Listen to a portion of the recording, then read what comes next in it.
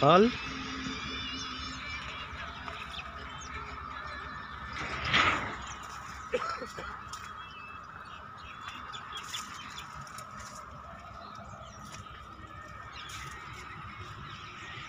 Total আঙুর ধরেছে।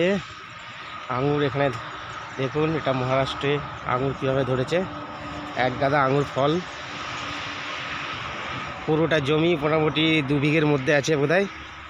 2 বিঘে জমি, 2 বিঘে জমির মধ্যে आंगूर ধরেছে। देखो आंगूर चाष এখানে महाराष्ट्र কিভাবে হয়। आप सब देखिए महाराष्ट्र में अंगूर का खेती कैसा होता है। वीडियो मेरा अच्छा लगेगा तो लाइक कमेंट शेयर जरूर कीजिएगा और वीडियो को आगे देखने के लिए और शेयर कर दीजिएगा। ये देखिए कितना अच्छा अंगूर है। ये देखिए कितना अंगूर फरा है यहाँ पे। ये देखिए,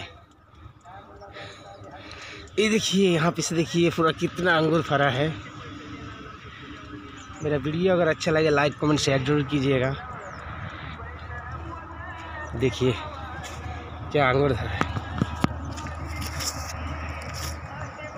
अंगूर कितना है देखिए। ये देखिए इधर पूरा ही अंगूर अंगूर। ये देखिए, ये देखिए।